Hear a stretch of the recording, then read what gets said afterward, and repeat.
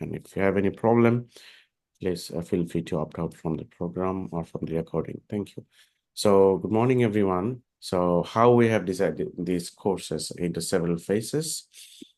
The first session is more about overview of the literature review. So giving some examples, what type of literature reviews are there and how can you select based on that. The second session, we'll be talking about the data source used in literature reviews. The third session is talking about tools that are being used in literature reviews. And the fourth session is more about how we will be conducting the literature reviews and the process of how to include the excluding the papers or the studies. Finally, on fifth and sixth is more about the data extraction and data synthesis, and then you sort of dissemination of the results. And the final session, if we have some time, we will be doing some peer reviewing, so watching each other's draft work. And based on the feedback, you are submitting your final task, which is your literature review itself as part of your PhD. So it's not like we are giving you extra task, but those report that you are working on, excuse me, this is your PhD's work in the context of literature review. Now I'm just going to share this screen.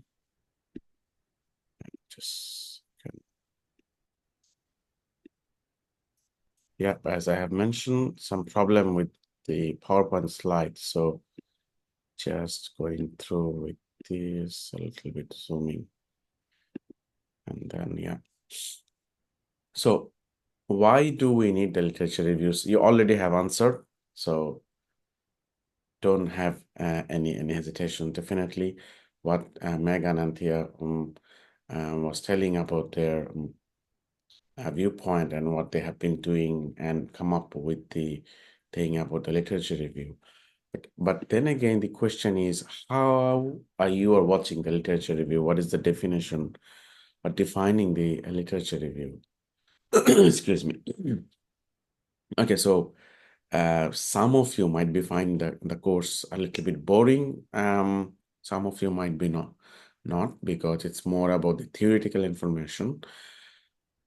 Yeah, some scholars or some, excuse me, researchers, they might find the literature review, it's a time-consuming process, but it might be boring. But when you read and you have the knowledge, you can do a lot of things. So literature review takes a lot of time.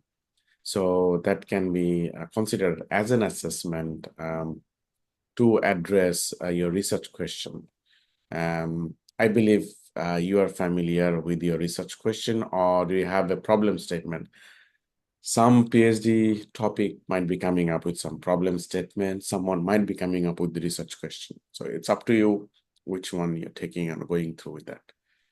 And it's, of course, literature review is a piece of academic writing that it's telling and expressing the knowledge from the literature, what people have done and what is going on and what will be done. Excuse me. And it also tells you how to evaluate those material that you're collecting from the literatures. And at the same time, it's in a form of writing. So it's like manuscript, something. It looks like I have to go manually. Yeah. So the purpose of literature review, identify the questions or the thing, the problem that I was talking about, and then make a case for why future work of your problem statement or your research question is sort of necessary to a field. And the process of doing this literature review can be divided into several phases. The first one is framing your problem statement or the research question. It has to be very much solid, a concrete research question. Without strong question in your mind, you cannot find the answer. So it's very, very important. Of course, your research question can be changed over time, but it's always good to have a very good, strong research question at the early phase of your study design. And then you look for relevant bodies of literature, so the related work or papers. And then you deal with those to find doing some organization management, what type of literature work that you are thinking in your PhD to add into this thesis or literature review. And then you do the synthesizing, the research literature, and finally, you do some assessment of the literature. So it's an iterative process, which means cyclic order, like an ecosystem. If you have gone through with this process, and then you may be going through the first research question, as I have mentioned that your research question can be or will be updated. So even though you have followed the steps, excuse me, you might be coming up to search for the results again, or even coming up with the question again.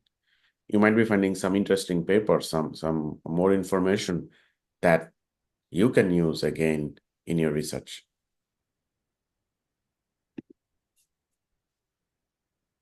So again, why do we need the literature review?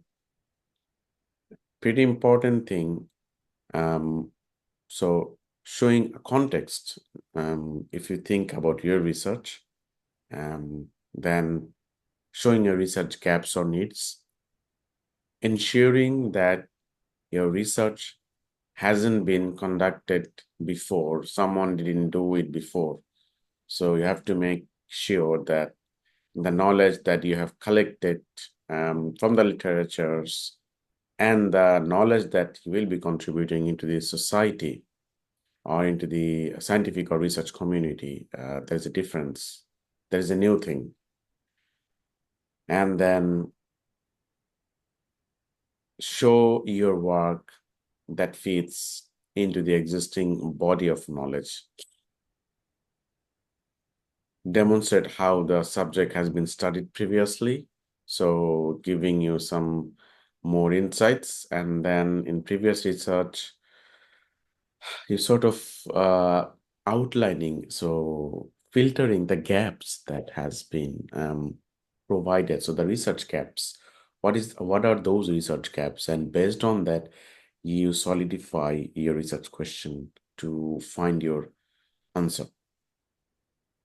And supporting, refine, refocus, and update your topic, which I also have been talking for a while, that your research question can be updated over the times. Your topic can be changed or updated over the times.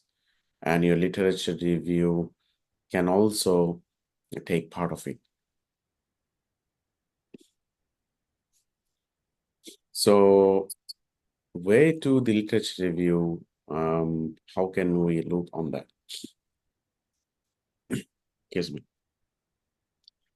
If we think about these parts of the literature review, annotated bibliography, so personal notes, analysis, summarize that you have been working, such as maybe some information from today's lecture, related work, background study, so you sort of go through with random and targeted references, and finally the literature review as a key driving force of work. So three different tactics that we will be teaching in this course. Three types of literature review. You may have heard about some of them. First one is systematic literature review, or I'm sorry, I'm just curious if you were showing this PDF slides or no. I am actually, is it not showing? On my screen, no, because I think maybe you are showing it. Maybe you did not share the screen for the Yeah. slides. Like I told, some problem with this screen. Is it okay now? Mm. Right. So was it visible before the like this? Have you been able to see this one? No, we saw like a folder with PowerPoint slides in it, but not the slides. So you didn't see even this one. No. Okay, so I was just going through the next slide. Just one second, because I was sort of sharing this PowerPoint and then it's coming up with this. Let's do this way, entire screen. And then, okay, so if I go to the next slide now, can you see this? Can you see defining it? Yeah, we can see it now. We Okay, saw the title screen before, but then it went to the folder. I'm not okay, sure what okay. Yeah. happened. Okay, so Mm-hmm. this materials is already available on the Moodle. So I'm sorry for that. As I have mentioned, the PowerPoint slide is broken. So I tried to fix it last night. It didn't work. But anyway, it's the description, even what I was telling. So you must sort of pretty much find what was there in the slides. So we didn't lose anything anyway. So it's okay. So I was just going through with this, the type of literature review. Can you see this one? Systematic literature Mm-hmm. review. Mm. Okay, right. So no problem. Thanks. I think now it's better just we go to the PowerPoint slide because I mentioned from page number 9, it's working. So just let's go from there. So it's easier. Okay. And during the class, we are also talking and sharing ideas. So it's absolutely fine. No problem. Okay, this is some problem with this screen, but then you can see this, right? Mm. Okay, so this one as well. Yeah. Mm. So 3 types of literature review. We are talking about this. Systematic literature review, systematic mapping study, and narratives or narrative synthesis literature review. So SLR is quite famous. You can see your colleagues have been doing this a lot. I was doing narrative synthesis literature review during my PhD. And people are also using systematic mapping study if they have a bunch of research question or some more thing to find. And we will be talking about those anyway. So what is the definition of annotated bibliography? If you know, then we are not. Do you have any ideas? Okay, we have some answers, but have you noticed that you have used in your research? Just thinking of annotation or more of the following that you can see: describe the contents and focus of the book, suggest the sources usefulness to your research, evaluate the tactic or methods, conclusion and reliability, and record your reaction to the source. Is this personal or can someone use this for their commitments? That's a question. Okay. Now, a pretty much good example that is telling about these annotations. How does it work? On the right side, you can see how one of the researchers is using annotation reference. So it's more about the personal thing that you can think someone is writing something and then you just add it to your research process. Now, this is one of my thing I really enjoy with this related work, and it's very, very important because if you know your related work and then you can sort of find out the research gap or the thing that you need to do in your PhD research. So on the right side is an example. As you can see that someone tried to find, it's actually one of my papers anyway. So what we try to find some health assessment tools in the context of value propositions, some writings about that, and then we came up with some things that was not in this assessment model. So we try to propose our own model based on that.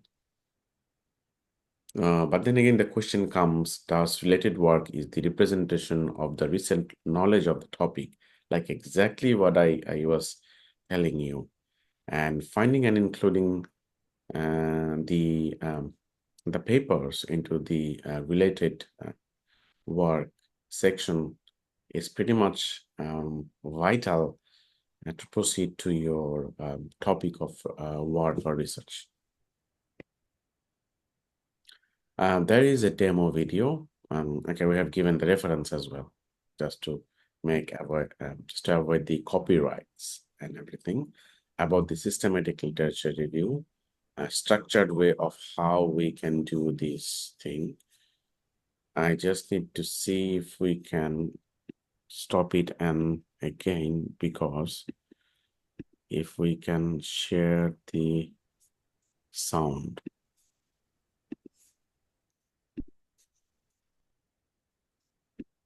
And yep, it's working.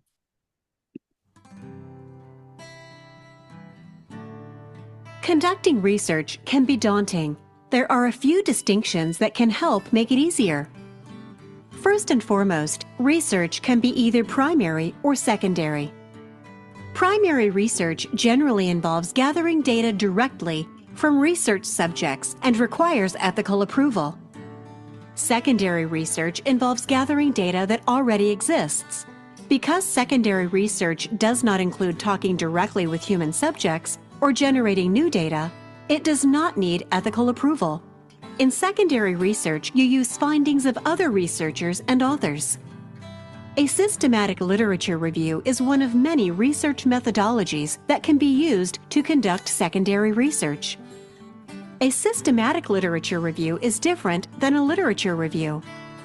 A literature review provides a high-level summary of the literature in the fields connected to your proposed topic of research.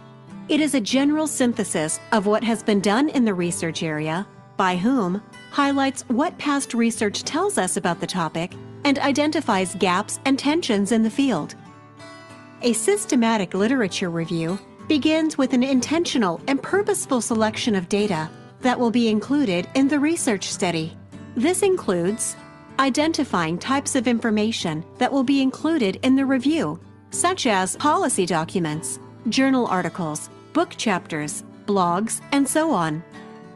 Criteria used to ensure inclusion of potential pieces of work, such as the scope of the review, types of data to be included, and search terms for identifying types of information, and any other specifications, such as language of the information.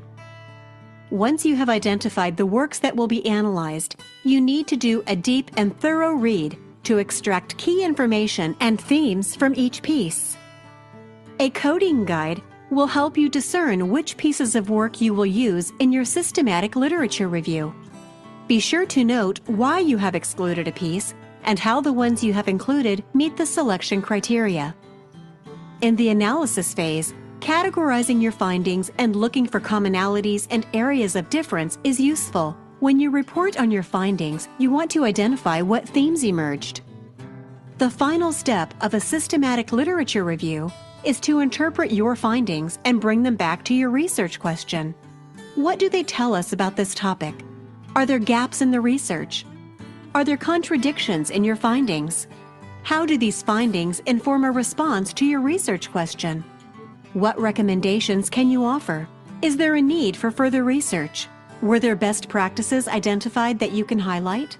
The reader should be able to understand what you did, how you did it, and the sense that you made of the findings as they relate to the research question you were investigating.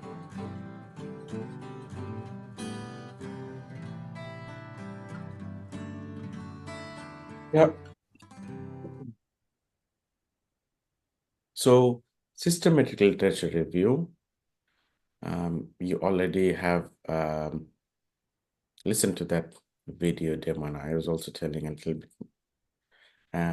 So formulate the research question according to Piraho 2006, a typical definition, and set inclusion or exclusion criteria. So you select or delete the papers that you have been extracting using the search machines and search queries.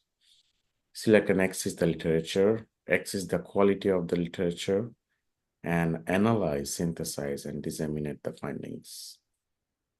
So on the right side, there are 5 bullet points on the table 2.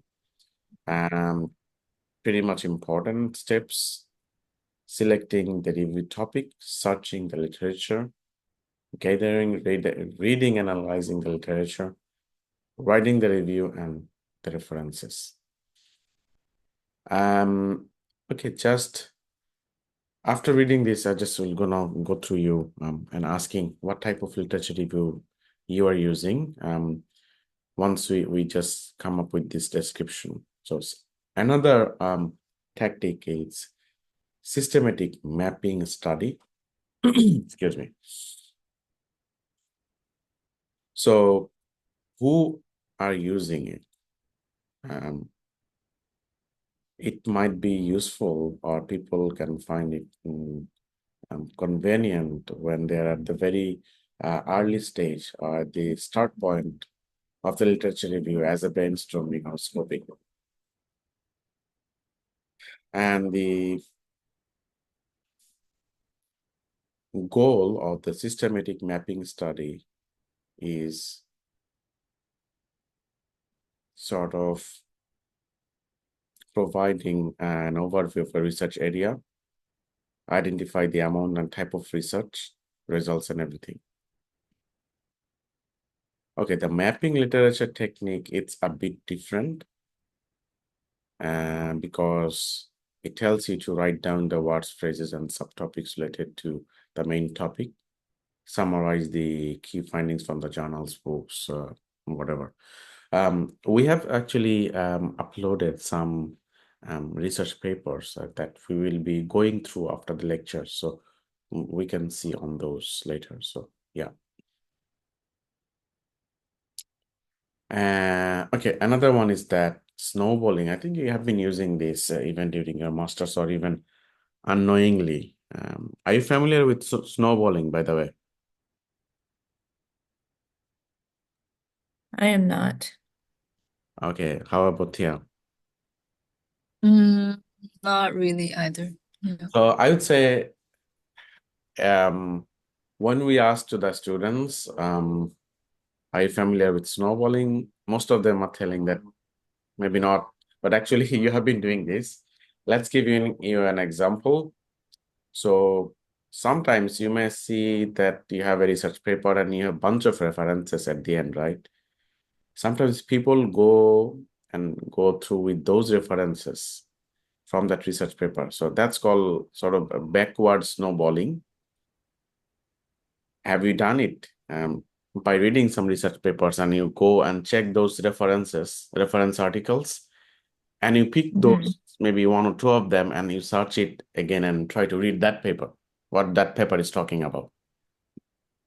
Yeah, I've definitely done that, but I didn't know there was a word for it. Yeah, yes. So that's called actually snowballing. So you sort of that's a backward snowballing, and the forward snowballing, it's called finding that a new paper citing to the start set papers. So can you relate about this forward snowballing that you have used in your research work? Anyone, Megan or Thea? Yeah, definitely. I don't quite understand what it means. Finding new papers citing to the start set papers. Megan, can you give an example? And then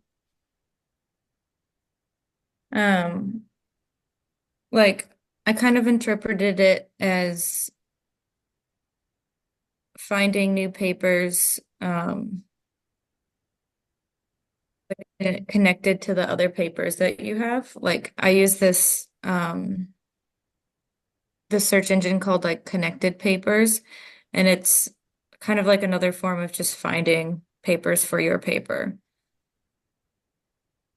But then backward snowballing is when you go into the references of a paper that you find interesting and use those references as a paper in your paper. Yeah, pretty much the same. There is also a research article on that, so we'll be going through that, and then it can be clear to Thea as well. So thank you, Megan, for sharing your insights. Narrative literature review. How I see it is the combination of systematic literature review plus additional work that you have found. Let's say I was looking into the search engines, SEM, Scopus, and I have found out 5 + 5, 10 papers. But I would like to see some other work as well. So I was looking in some additionally in some other resources or such, manually typing the paper name or something like that. So when we do this systematic literature review, we are coming up with the search query. So the search query, I'll be showing that research protocol as a part of your submission, so you know what is search query and how does it work with this. So basically, when you do the search query into this online repository system, you have a bunch of paper, but it's sort of not satisfying your task or your query. So you just look into some other papers manually, maybe typing what you need to do. So what is the weather today, something like this, and then you found out some related one. Like what I have said, on the right side is an example what has been done. So you can see there is a snowballing already there that we have used in one of our article. We have taken the research papers from search engines from 2007 to 2021. Depends how many years you'd like to see. So as you can see, we are looking on the SEM. We looked on, actually it's one of our papers, so it's better this to give the example from your own work rather than people's. So, and just to have the practical ideas. So Web of Science, Scopus, EBSCO, SEM, and we also did the snowballing because we couldn't find enough papers. And then the combination of the search terms was stakeholder, relevant stakeholders, okay, and this kind of things. And then sometimes the research can be coming up with 5 years time. Some people can look for 10 years, 20 years. It depends on your research field, actually, because in our engineering field, especially in software engineering, if there is a new term, then you don't get that much papers. But if there is a sort of pretty much established term, then you can find thousands, millions of papers. It may be a different case in your topic or field. I know in people who are in the arts domain, social science domain, they have less number of publications, less number of work. Even someone from maybe physics or mechanical engineering, something like that, they might not be having so many papers. So in that case, you can look for 20 years or 30 years. Depends how many research articles that you are finding from the literatures. Typically, you can find like 30 to 40 papers or maybe more, or maybe sometimes less. But if you are actually planning to, okay, the conversation that I'm having, you will be hearing this later as well. But then again, if you are planning to publish your literature review work as a publication, if you have less number of literature review work, let's say 5 or 6 of them, sometimes some reviewer might be asking why you have less number of papers and when you do this literature review. Like the same way when we do the interviews, if we have less number of people, some reviewers are not happy with this. So the thing what I was telling to the previous slide, things to consider when you do the literature reviewing. SLR, systematic mapping study, and narrative literature review, and snowballing. This provides you search, selection, and analyzing the literature. Then the question comes is how to find a set of relevant articles and what to do then.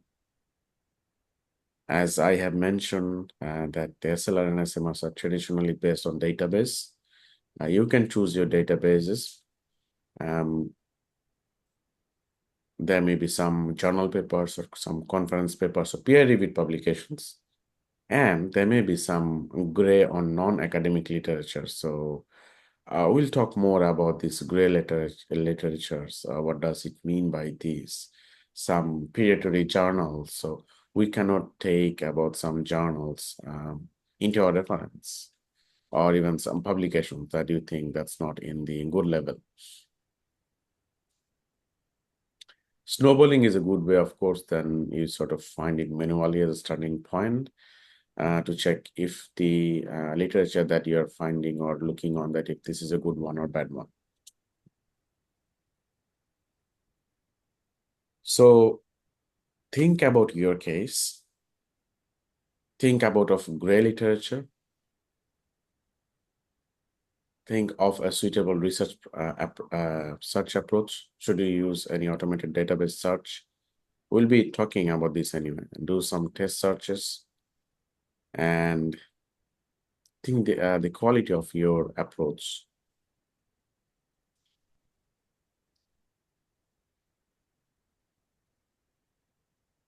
As what you have mentioned, this was sort of this skin stage and the first class. So I believe, and I am assuming at the same time, that you have some crafting in the context of the knowledge of the type of literature review that you can choose in your PhD work, and the type of differences between them as well. A doctoral research topic that you need to work. So this is the topic of your PhD or your thesis, doctoral research or whatever. So thank you very much. And for the slides and thing what I have been mentioning, do you have any questions? We will be taking some break, and then we can sort of read through or going through some of the papers that is talking about systematic literature study or snowballing or even narrative synthesis analysis. I think we could clarify snowballing because I think I explained it strangely, but I understand it as when you have a paper that Yeah. you're using in your research or literature, and you go to the references and then you use those references for your own literature or your own research, correct? You like take the references from a paper and you read those papers as well. That's what snowballing is, right? Yeah. So okay, just okay, giving you some. Okay, I don't have any paper here. Do I have? Okay, no, my But bad. Yeah. Yeah. We'll stick through with that. So coming up with that. So I think it's better that we go through the papers. So, and then we can see what is going on there. Okay, we can just pause the radio, the video, sorry. We just go with some practical things, what is going on. Application windows, screen, yeah. So example of literature reviews, just have click. Okay, they have some of them, but we're just not going through with all of it. Snowballing, would you like to see the snowballing, or we'll just go through with the systematic literature review? Yeah, I'm not gonna do snowballing, so we don't have to look into it. Okay, so let's go with the systematic literature review.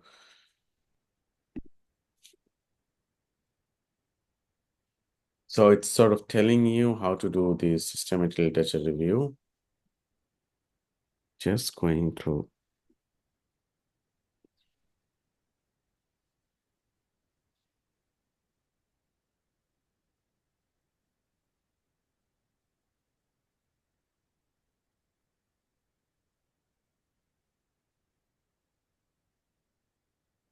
So you see, they have come up with the keywords that what they would like to find. They don't actually have particularly search queries. Okay, this is something we'll be going through to our next lecture. So,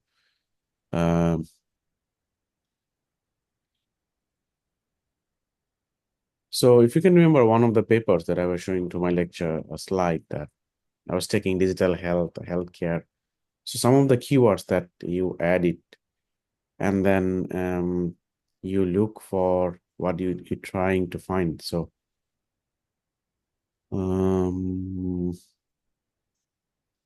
this is how they have been doing the inclusion and exclusion based on, I would say they were choosing the language as English, type of literature, if this is a good literature or this is a predatory journal like MDPI or something like this.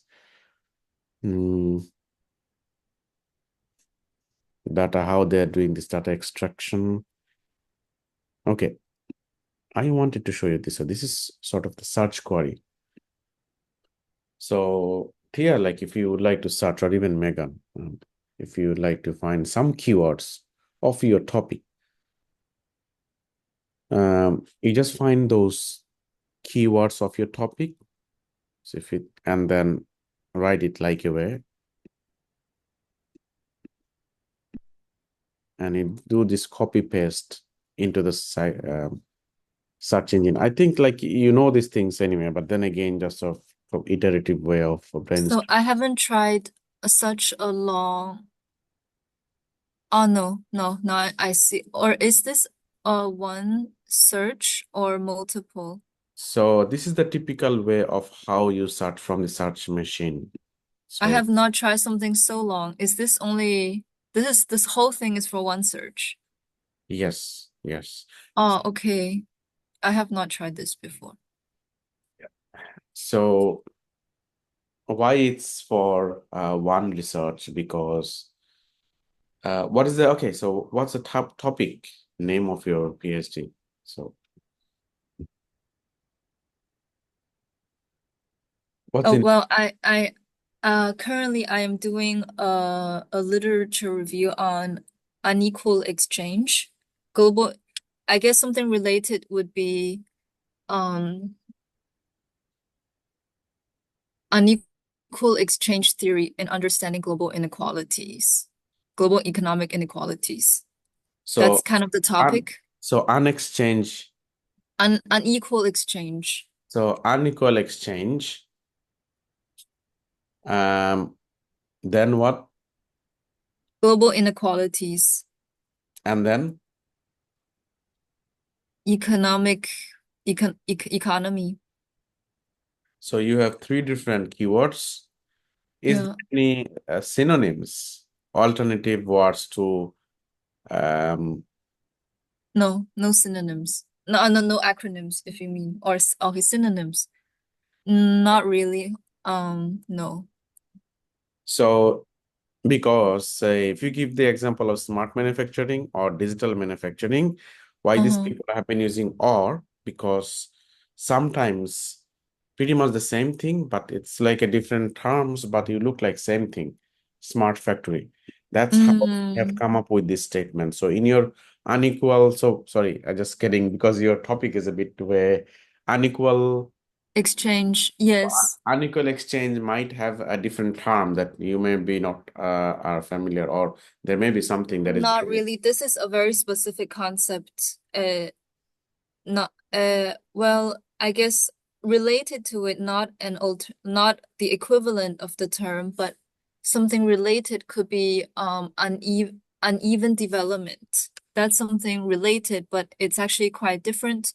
And Yeah. unequal exchange is a very specific concept theory that has its rich scholarship. So I would say then in your literature review, the narrative would go with your work the best because how I understand, like in your research field, you might not be having that much, like millions of work, like very much No, no. Hundreds is already a lot.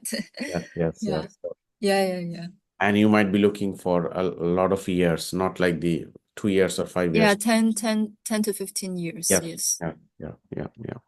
So once you have this, and then you search the things, and then you do some extraction, like how these people are doing this, finding the papers, and then some example, and then you sort of putting like this way. Some people are finding some keywords from the search engines. They can find it like this is something they have found into those paper a lot. And based on that, they just are talking about those key and the most common words that they have going through with the search papers. Okay, different people are writing in different ways. This was sort of the definition. There is another paper that will tell you us more. Let's share the sorry, this one.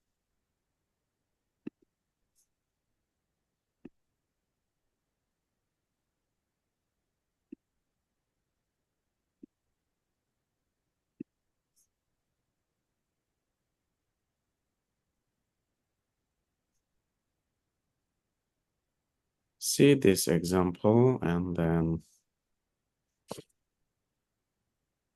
they have used systematic literature review. They found out 61 papers. They look from 15 years, 14 years of study. Introduction, method, SLR. They have a research question, search 3 research question. So search string. That's okay. They have a very long search string, right? And they've taken this Pringle, this Willy, and this. Inclusion and exclusion. They only have taken peer-reviewed papers, but nothing like white paper or poster work. Studies reporting empirical research. Extended papers. Duplication. If there is any duplication. So like one paper in IEEE, one paper in Scopus, they check out the one that is being detected as duplication something.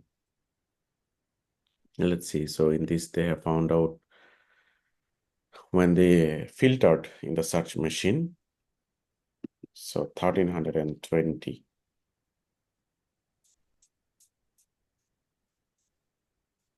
So this beautiful diagram like prisma. So with the Scopus, 1320 papers, they did some screening. It's papers who have not more than 6 pages, if I'm not wrong, around 400 paper. Those are not irrelevant. So then only including empirical studies, because they look for the empirical studies, only 150. Duplication 84. And after checking full paper and critically analyzing how many papers are very much closely connected, cross-check with existing SLR, 52. Snowballing is giving them 9 papers more in a total of 61. Right. Okay, they have done the synthesis. Okay, we're just not going through with these because we have separate classes. So they have also classified this at a sort of simple diagram, yearly, how many papers they have found, demographic attribute tools, medium, some keywords, tools and media for knowledge sharing, and sort of dividing things, what they are finding from the papers, communication, and something like this.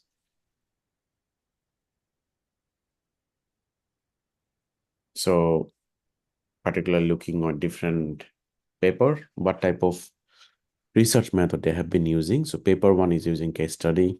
Paper 3 is using ethnography. So case study paper 1, paper 3, paper 4, ethnographic or observational study, paper 10, only one, paper 21, paper 22 as well. So basically they're trying to look on the method, what sort of method those paper have, if they have used that kind of source or something. And then based on that, they might be coming up with their result.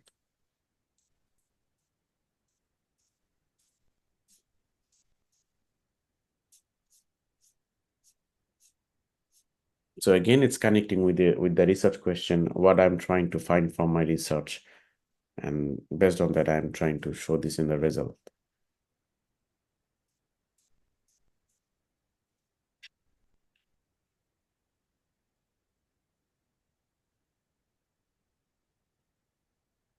Looks like they just have focused on management, team structure, work practice. These are so like paper 17, 3, 10 as a reference, the description that they have gathered from there.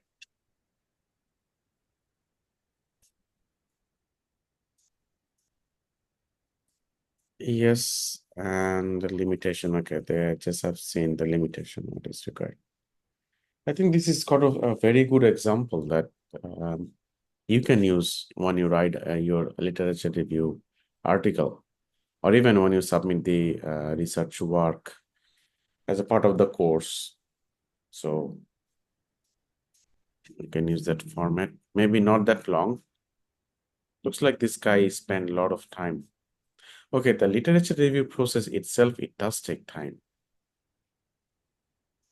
So these are the paper that they have really looked on that as a reference. Venue means the publication area. I mean, IEEE or something like that is where it was being published, or the journal name. It's total 61, yeah. So Okay. I wonder, for a literature review, for a narrative literature review, is there an ideal size of publications to evaluate? Good question.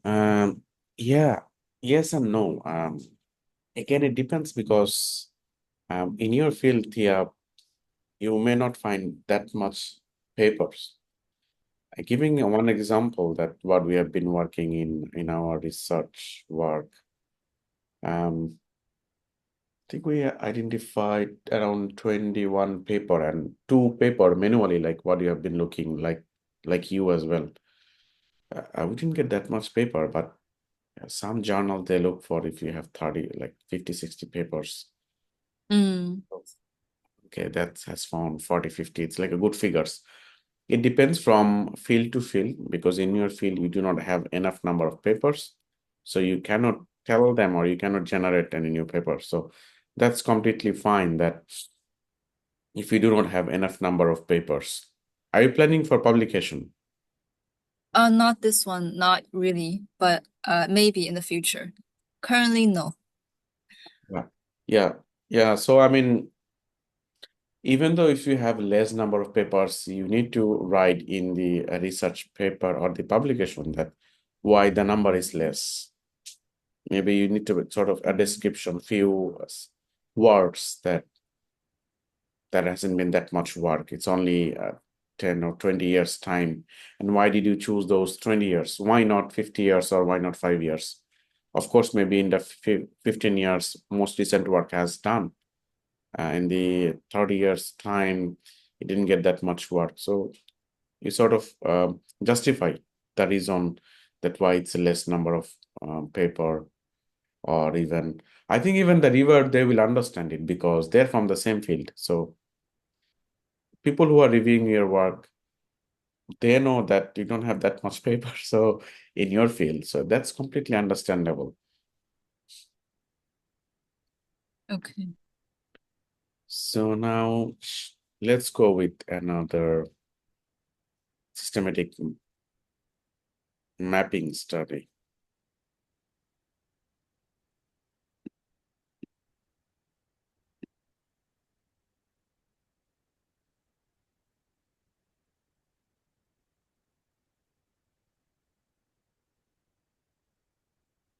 So you guys have mentioned that, okay, as you can see that it has two research questions, but then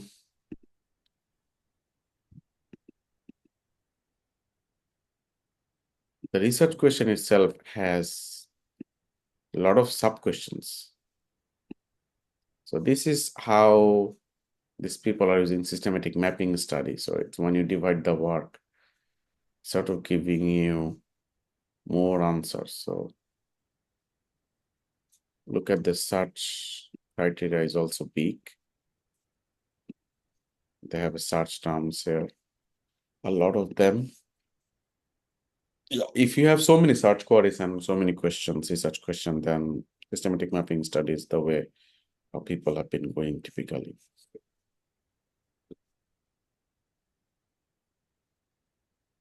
So 270 papers, that's what they have found.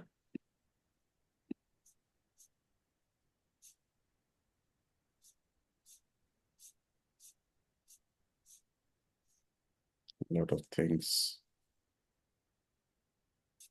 Yeah.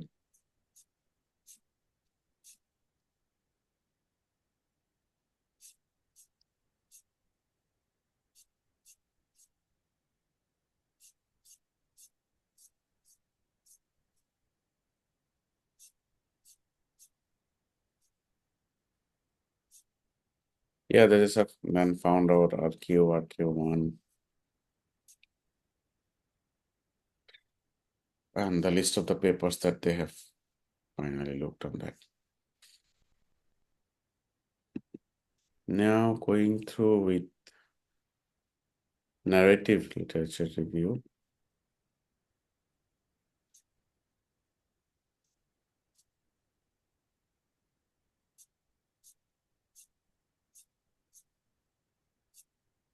I think like we can look through the papers later. You can read it, how they have used it. I would like to show with one of our work, but that's something I cannot take the video. So I think it's good for Thea that I show one of our work.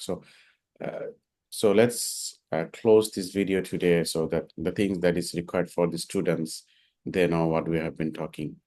So I'm just making the video as close for today's class. Thank you. Bye. Maybe putting it as